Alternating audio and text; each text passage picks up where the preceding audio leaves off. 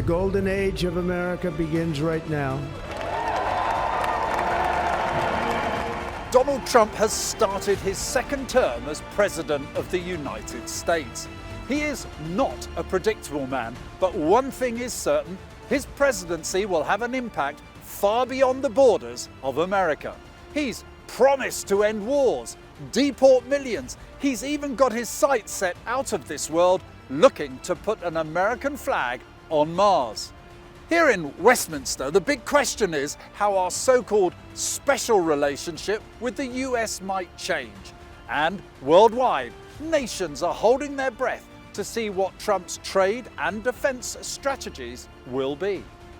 Our reporter, Ellen Morgan, looks at what President Trump 2.0 might look like. He was never going to start the job quietly, and Trump's first days in office saw him make some big moves. He started withdrawing the US from the World Health Organization and from the Paris Agreement, a global climate change deal.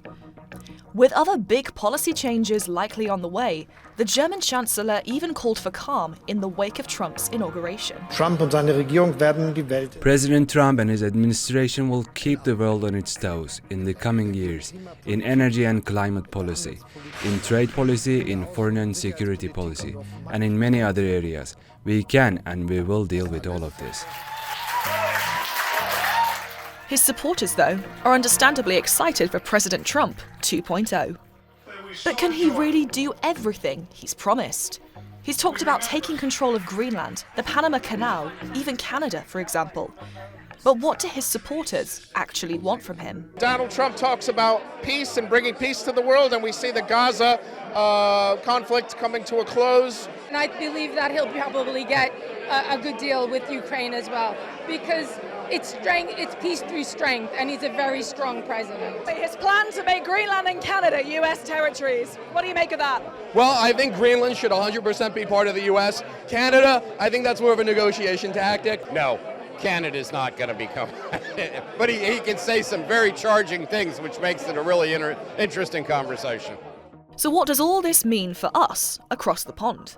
The alliance between the US and the UK is often called the special relationship. But the last time Trump was in office, it was a Conservative government, at first under Theresa May.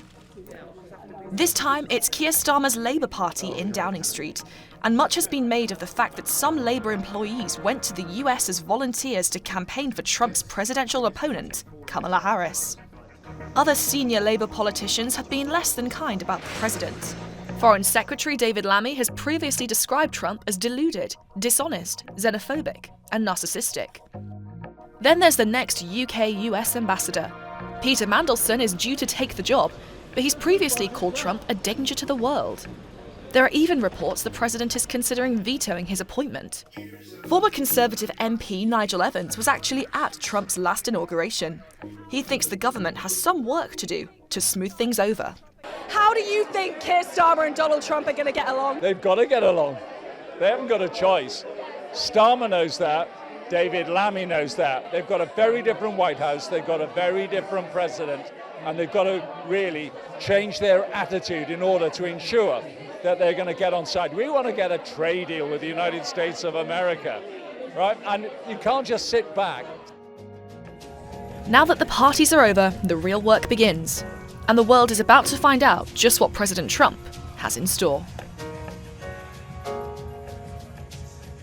Back in the studio, we'll hear from political insiders from both sides of the Atlantic in a moment. But first, let me welcome John Brain, TRT World's North America correspondent. John, thank you for joining us. Now, what has the mood been like in Washington, both during the inauguration and since? Well, the mood's been quite surreal, really, because bear in mind about 97% of Washingtonians are Democrats, and they're still in a state of trauma almost because of the election result. So the city was packed with Republicans, Trump supporters who've come from all parts of the country, and they produced something of a party atmosphere in the city as they waited to attend Trump's inauguration, attended it, and celebrated afterwards as well. So the mood completely depends on which side of the political aisle you're on. So what was your biggest takeaway from his inaugural speech? And what would you say to the expectation that we'll see a different Trump this time round?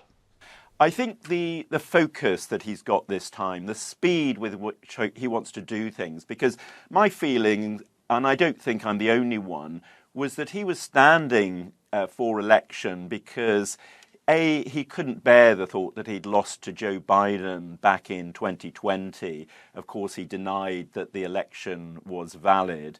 And also, it was his best way of staying out of jail. He was facing more than 90 criminal charges in 4 criminal indictments. And my feeling was that he wanted to win the presidency. That would clear the decks legally, and he would play a lot of golf. He'd enjoy all the perks of the presidency. I think I've been completely wrong. He seems to be determined to leave a legacy, and he's much more focused this time. When he took on the presidency the first time around, he hadn't expected to win, and he didn't have the people around him. He relied on the establishment figures and gradually fell out with them. This time, he knows what he wants to do, and he's got the people around him who know how to implement his vision. He's very determined. He knows what he's going to do, and he's certainly got the tools to implement it this time. We're already getting a sense of his ambition and what he wants to do, and he's using these executive orders to make sweeping decisions. Now, is that even legal? Can a president, for example, just take his country out of the World Health Organization with the stroke of a pen? Well, he can. I mean, executive orders, some of these are going to be problematic because he needs Congress's help, or he can't override a congressional act. So take the WHO, which you mentioned. Yes, he can take America out, but under US law, he has to give a year's notice. And you may remember he actually made a similar announcement in his first term, but he made it in the last few months of his presidency. He was unhappy with the way the WHO had overseen the pandemic. He believes America pays more than its fair share into that organization. But because he made it late in the presidency, by the time that order came up, that 12 months had expired, Biden was back, or was in the White House, and Biden revoked the order.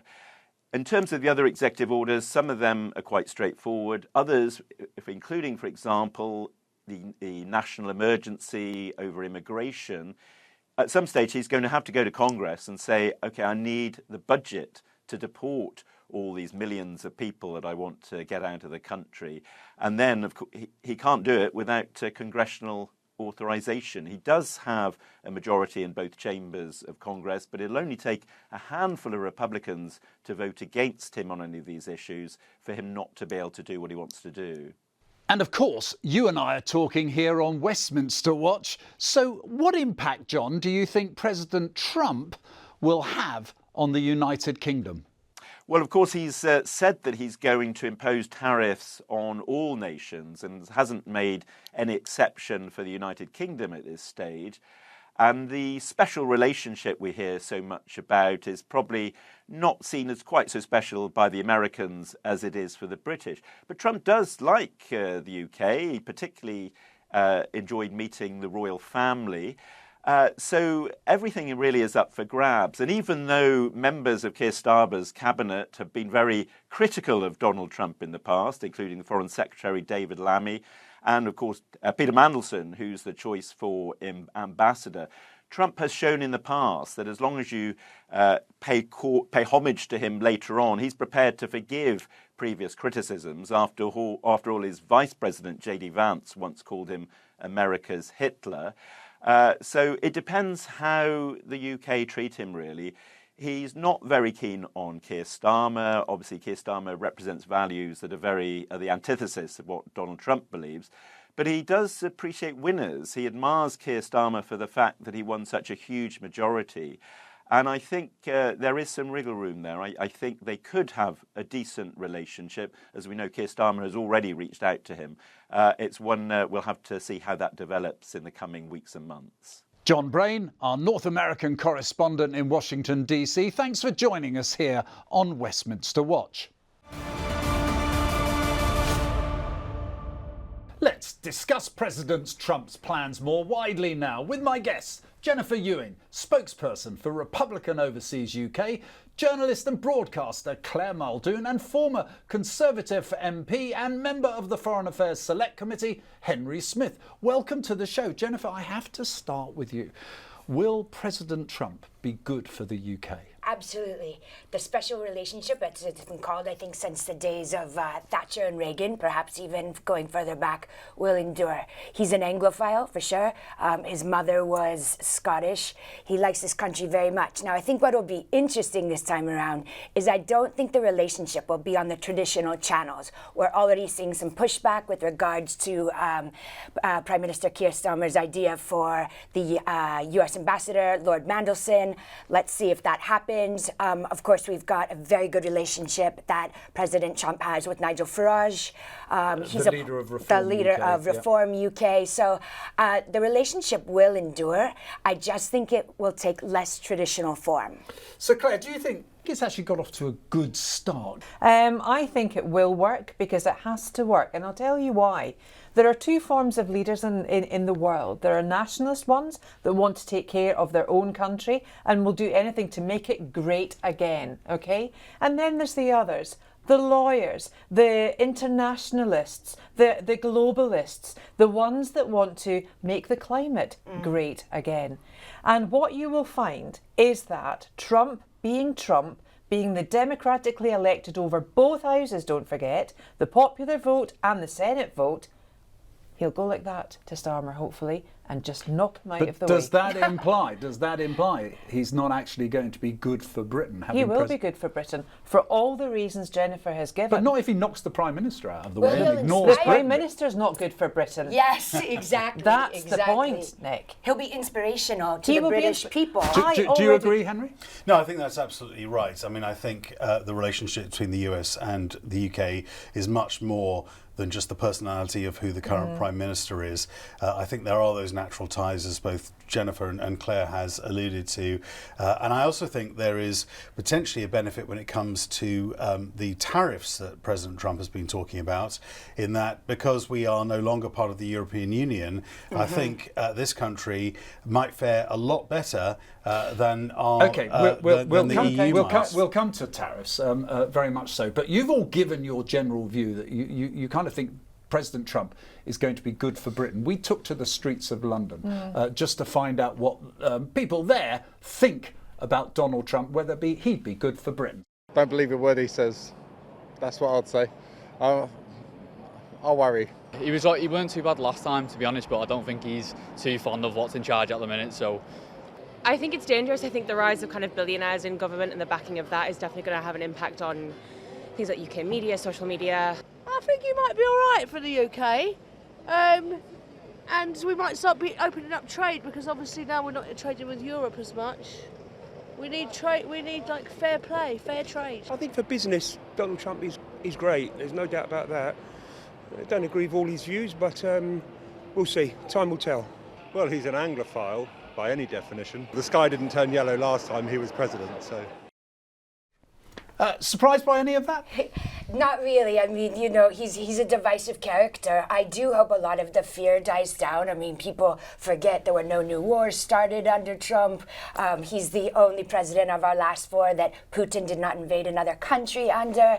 And with regards to that one woman who commented on free speech, though I think we probably have differing views on what's going on with the social media. I mean, people act as though billionaires are a bad thing. First of all, billionaires have always been involved in politics. And second of all, those billionaires did something to get where they are. They're entrepreneurs, they're building businesses, and I hope the UK is inspired. Quite a diverse range of views coming through there. Would that surprise you? No.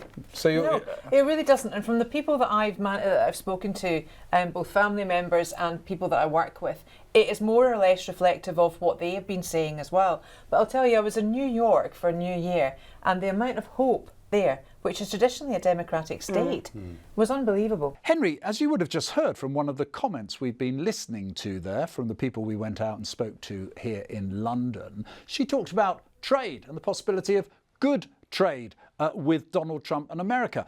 But given that Keir Starmer has invested so much in China, indeed sending his own Chancellor of the Exchequer, Rachel Reeves, to China. How is he going to square that circle? Because Trump does not want other countries to be cozying up to China. He wants them to follow his agenda, which is scepticism of China. I really do think that despite there's no love lost between Keir Starmer and Donald Trump, the optimism that you were talking about, that we actually heard from those remarks on the streets in London as well, and those natural relationships is something that I think will mean that we may well not see the sort of tariffs imposed on Britain that others like the EU or China might have. But what about the optic then of Rachel Reeves going to China and securing an absolute pittance of trade and £600 million for this country, and then the Chagos Islands? Well, it was on China. It was pathetic. I mean, sort of £600 million or whatever it was drop in the ocean. is literally a drop in the ocean. But when it comes to Chagos, one thing I did think was very interesting in the inaugural address that President Trump gave was his talking about Panama and the US strategic interests. Let's just be clear, we're talking about the Chagos Islands, which of course Britain up to this point have very nearly, or thought they had, concluded a deal to hand them back to Mauritius, including of course in there is the huge American site which has strategic responsibility. You have a lot of Chagosians in your old constituency. Is Chagos going to happen, do you think? I think there's a serious question mark as to whether Starmer and Lamy's determination to give the Chagos Islands away to Mauritius, who I think is arguably, they're not being given back to Mauritius. Mauritius never had them as a territory, and they're over 1,400 miles away from Mauritius. They're actually closer to other countries. But I do think what was interesting is President Trump was talking about US strategic interests like the Panama Canal. Diego Garcia, the Chagos Islands, is a similar situation, very important US base there. It is ridiculous that we are suggesting, or the Labour governments are suggesting, ceding sovereignty of the islands to Mauritius and then paying billions to be able to use them. Fine, that's fine, but you know, it does feel a bit like President Trump is checking the homework of the English government. We can't put up with that, surely. I think there are broader Western and democratic security interests at play here, and Mauritius is very close to China. China would love to fill any vacuum that is left by the US and the UK in the Indian Ocean. That would be a very dangerous thing. Speaking of money, speaking of strategic interests, President Trump wants all of the NATO members to up their defence spending. He says up to 5%. Even America aren't contributing 5% of their GDP as yet. How serious is this, do you think? It's very serious, of course. And, you know, as many people say, oh, Trump has not been good for NATO. He's been great for NATO, right? If NATO is serious and they really do believe that this Russia-Ukraine situation needs to continue on, which I personally do not believe it will once he is fully, you know, behind the desk. He's still going to want them to cough up this money, well, isn't he? they should, because what he's saying, and Vice President Vance said the same thing, is, hey, we might have to turn our interests elsewhere, whether that's the Indo-Pacific, and it's also going to be on our own border. So because you're our allies, you know, the UK and Europe, we're telling you, you guys need to get your house in order. People are not paying their fair share. Americans, much more populist government this time, much more populist populated really, do not want to continue paying for wars and having America be the world's policeman. Claire, I mean, it's not unreasonable, is it? But how will Keir Starmer find the money to actually meet the demands to increase our payments to NATO? Well, they won't. And funnily enough... And what's the consequences Well, the consequence is, us as an island, we'll be annexed. Could be, but I don't think we will be, because Trump actually quite likes the UK. But even on the run-up to the election, defence was never, ever a thing. There was nothing ever mooted, nothing debated in any of the hustings about defence. And we're, what, paying 2.8% of our GDP currently? And it should be at least 3%. That was the figure Starmer and the head of our defence in the government said we should be paying at least 3%. So for Trump now to come in and say 5%, you know, there's clearly a reason. But then what did we find? Starmer goes over to Ukraine and says, here's another 100 million. just to keep you going. For 100 years. Put it in your back pocket and away you go for Biden's proxy war. Okay. It's not good enough. Let's move this on. Speaking of surprises, now, was there anything that surprised you in the first few days of the Trump administration? I mean, when I think back, I don't remember him pledging to annex or take over or do a deal to buy Greenland, for example. And what about renaming the Gulf of Mexico to the Gulf of America? Did that surprise you? No, it didn't. And actually, there were very few surprises because Trump has been listening to the American people for the last 4 years, which is something the previous administration had not been doing. Want Greenland? And well, hold on. Do you want Greenland? Hold on. It's America First policies. And so a lot of the things that he came out with, you know, those executive orders on the first day, very much were things that people wanted. Now, the reason for Greenland is quite simple. If the Arctic ice caps are melting, and they will, that is a very valuable shipping lane. So if America does not go and take advantage of that, China will, Russia will, somebody else will. So yeah, people think that's Henry, a good idea. I have to ask you, member of the former Foreign Affairs Select Committee, can you see Donald Trump becoming president of Greenland as well? Well, there's precedent here. The US Virgin Islands used to be the Danish Virgin Islands until the United States bought them off Denmark. And of course, Greenland is still a Danish territory at the moment. Alaska was bought, a very good deal. The United States got from the Russians. So there is precedent. And I think it's unlikely that Denmark will agree to sell Greenland, and of course it is a decision for the people of Greenland and Denmark. But I wouldn't put it beyond the realms of possibility. Okay, listen, I've got to ask you this, Jennifer, but I know this will be not limited to comment from your colleagues on the sofa here. Spill the beans. Is President Trump going to veto Lord Mandelson, the High Master of the Labour Party, close ally of Keir Starmer? Is President Trump going to veto his appointment as ambassador to the United States?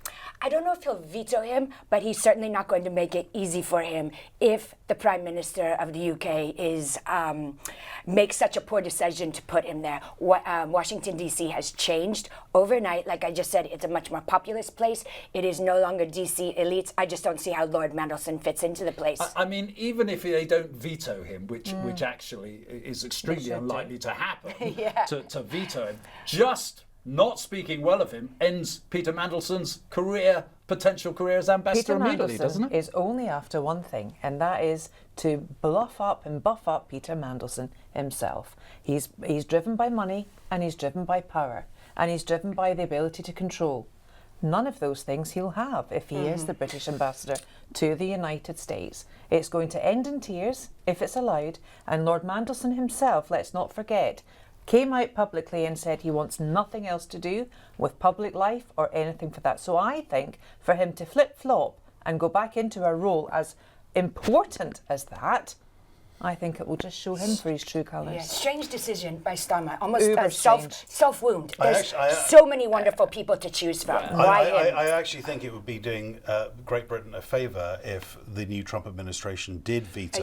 But Henry, you were on the Mandelson Foreign Affairs Select Committee of Great Britain, right? Now, come on, are you really saying that the head of another country should tell us who our ambassador should be? Well, that is the protocol when it comes to ambassadors. It's unusual for someone to be vetoed. I suspect it won't happen. But the worst case scenario is somebody who is an unwelcome ambassador in Washington won't be able to get the access that somebody who is representing the United Kingdom in Washington should be getting, and therefore it'd be far better to have somebody who knows how to do the job. I should stress that the remarks that you've been making about Peter Mandelson, he's not here to defend himself, but we've got the benefit of your opinions. I'm sure he'd disagree with you on everything you've said, but something we do know, my final points to you, and I'll start with you, Jennifer, is Donald Trump, he loves the royal family.